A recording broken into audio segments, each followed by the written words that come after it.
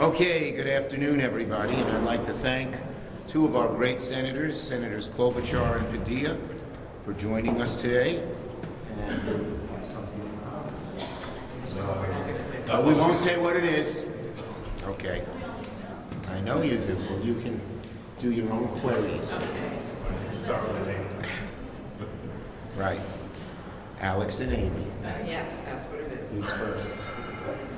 Okay, thank you, everybody. This has been very erudite. All right. Anyway, let me thank Senators Klobuchar and Padilla for joining us. Look, what the country saw last night was not a State of the Union. It was Trump's state of delusion. For nearly 2 hours, the president inflated his ego, rewrote reality, and offered zero solutions to the problems American families are struggling with every day. I'll bet there were just as many people last night discussing how to pay the bills as there were watching the State of the Union. The president's in a bubble. He doesn't have a clue about what the average American people are going through. He just didn't ignore the affordability crisis. He mocked it. Can you imagine sitting down at the table and saying, we can't meet our electric bill, what's going to happen? And you hear the President of the United States is mocking your inability to pay because prices have gone up. While President Trump stood up there congratulating himself, Americans were confronting the reality. Ground beef up 11%, coffee up 41%, rents up, health care costs up, electricity up.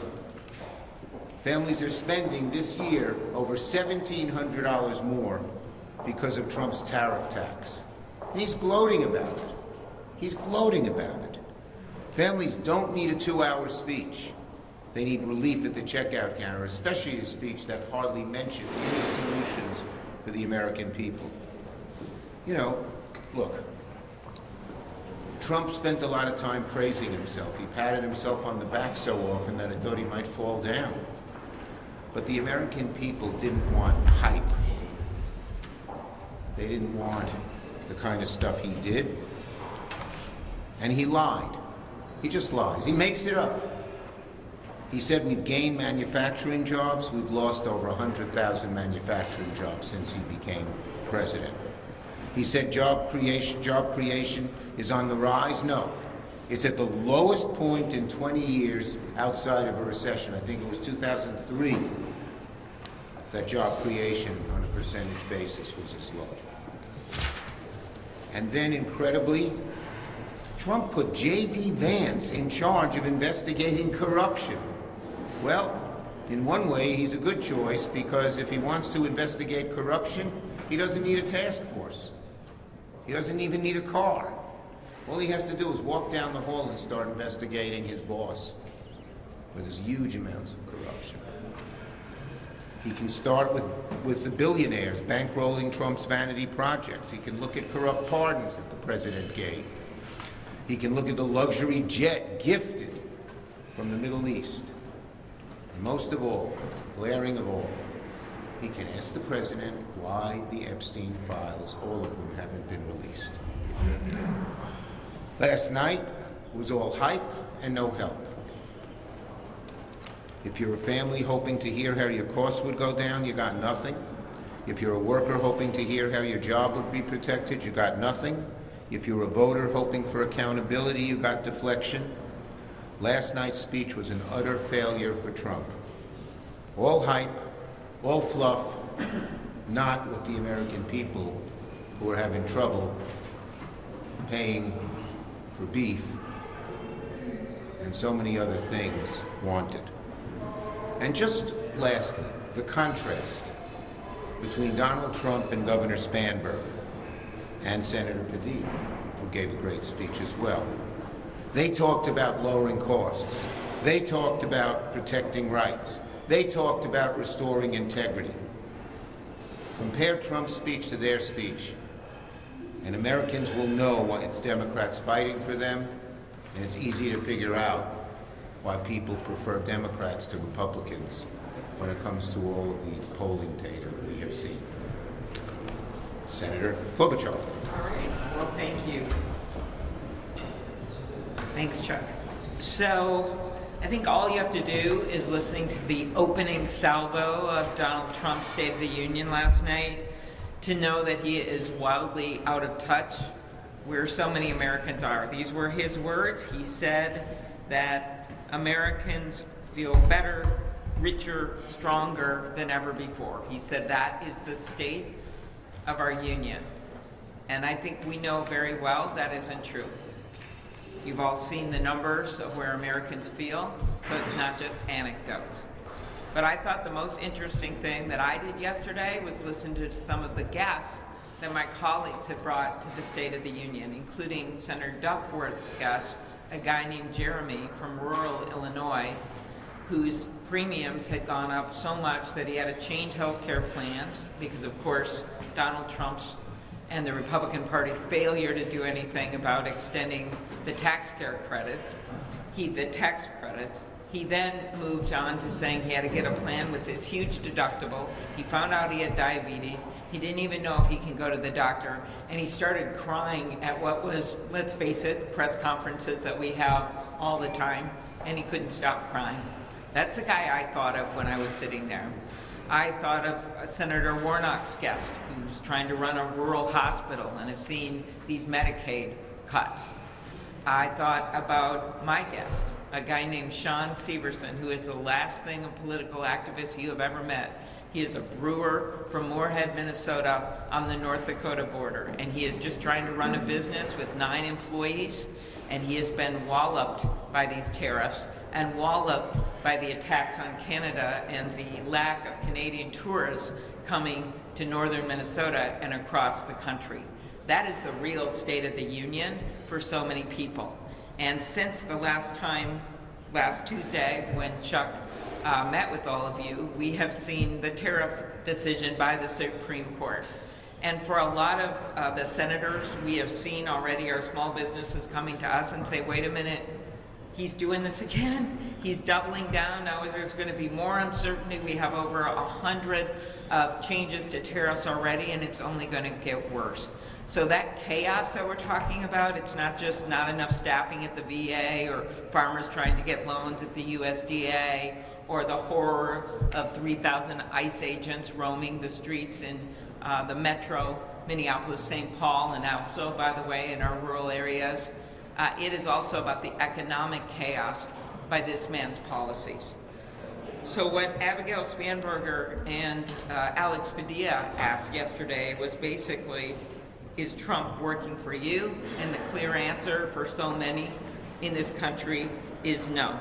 And what I was most struck by at the State of the Union, and I'll end with this, 107 minutes, 1 hour and 47 minutes, and he spent 2.9 minutes on affordability, sorry, NBC statistics, they must be correct, and 3.8 minutes on healthcare. So that's what we're dealing with right now, with someone who's the number one things on people's minds, he barely even talked about. So when you ask me what's the State of the Union, I'd say you better listen to Americans and not to the guy that was in the House chamber for 2 hours last night. Senator Padilla, who our caucus gave him huge applause today because he did such a good job. Even those of us who didn't understand the whole this speech thought he did a great job. Thank you. Well, I'll give away the secret. My response to the State of the Union was not too unlike Governor Spanberger. We focused on some of the same themes, and before I get to those, let me just say, going into the State of the Union, a lot of people asked, including many of you yesterday, what we were expecting.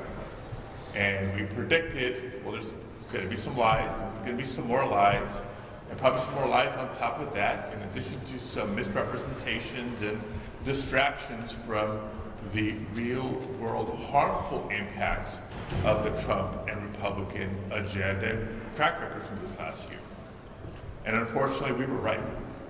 Lies after misrepresentations for the 1 hour and 47 minutes.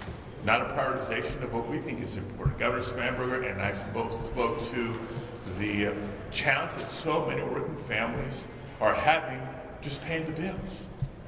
You know, Donald Trump is a president who campaigned on bringing down prices, and he's done anything but. Under him, prices continue to go up for groceries, for housing, for utilities, electricity costs.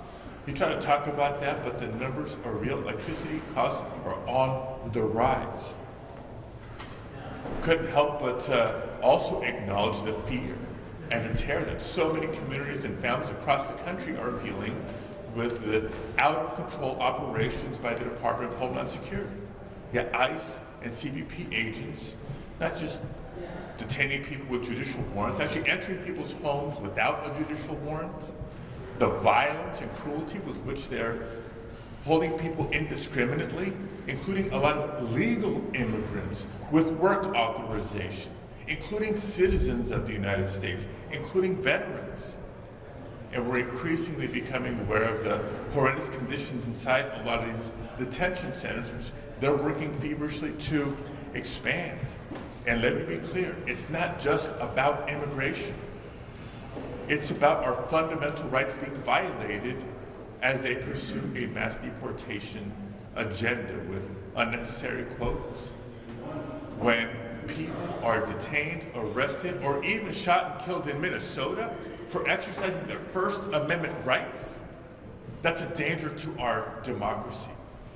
When people are being detained without that judicial warrant that is normally required, that is a danger to our democracy. And that leads me to the third area that I emphasized yesterday. Elections.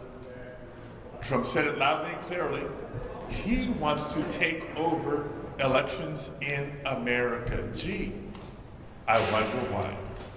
He's still not over the fact that he lost the 2020 election. And they've been setting the stage for months, weaponizing the Department of Justice to demand the voter rolls and the personal information of voters across the country.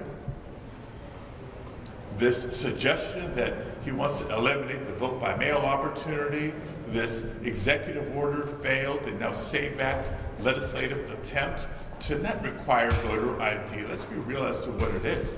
It's a voter purge, voter suppression piece of legislation. The Republican Trump record has been so bad, not just unpopular. Y'all have seen the polls. It's been so damaging to American families that their only chance to hold on to power this November is to rig the elections.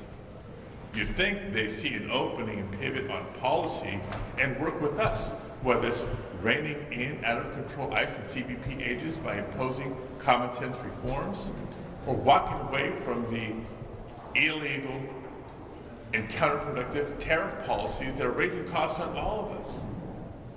The president doubled down, and we're going to double down on our legislative efforts, our legal efforts, our outreach to the American people, and we're going to get ready to vote this November and bring about real change. In closing, I just want to emphasize that theme of elections from here. I'm excusing myself to a spotlight hearing that we're having, Democrats on the Rules Committee, shedding light on what is happening with these threats and what it means, not just for us in Congress, but for state and local officials. We have with us the Attorney General of California, Rob Bolton. We have one of the commissioners from Fulton County, Georgia, where Tulsi Gabbard, the head of intelligence, joined the FBI in a raid to confiscate materials from the 2020 election. They got to stop living in the past. Accept the laws. Let's work together to improve people's lives. That's what we're going to stand up for. And thank you for being here. Thank you, Alex. Leadership. Yes, go ahead. Can you walk us through where negotiations over DHS funding stand? Have you talked to the White House? Do you have plans to? And would you support pulling it apart to fund Coast Guard, FEMA, other avenues, and separate it out as some in the House have proposed? I think Jeffrey supports that. Let me say two things. First, we sent them a proposal a week ago Monday. We still haven't heard back. Crickets. And so it's in their court. As for getting this done, we all want to see TSA and the other agencies funded. That's up to the Republicans. Very simply, all they have to do is agree with our simple ideas that every police department just about in America follows, and we'll get it all done. It's plain and simple. Yes. Thank you, Mr. Leader. The The president last night briefly made his case for why strikes on Iran might be necessary. You've been briefed by top administration officials now. Would you personally support strikes? Look, I can't talk about the briefing. It's classified, but what they talked about is very serious. And the American people, the administration should come clean and tell the American people their goals. Yes? Delusion. Republicans have said they're going to cut campaign ads. With the moment last night when Democrats remained seated, when President Trump said, stand if you support Americans over illegal immigrants. Why didn't Democrats stand? Was it a mistake not to do Of it? course we support Americans. We're not going to be a prop in Donald Trump's little show. I wanted to ask you about the University of New Hampshire poll that is out that shows Plattner up almost 40 points on Mills, Plattner up 11 on Collins, but basically even with Plattner up 11 on Collins, basically even with Mills. Did you guys pick the wrong candidate? Polls come and go. There are different polls that are all over the lot. We're going to win in Maine, and frankly, Mills is the only Democrat who's won statewide in 20 years. Leadership. Yes. There's reporting that some Epstein files that were removed related to Trump. Are you worried that there are still files that were not released in regards to the... Yes, I think the process in terms of releasing the files has been terribly flawed. We demanded that all the files be released. They have not been. And the Attorney General and Trump himself are just derelict. And the American people keep asking a question that doesn't serve them well, doesn't serve Bondi and Trump well. What the hell are you hiding? Is there anything Thank you, worse for everybody. Congress?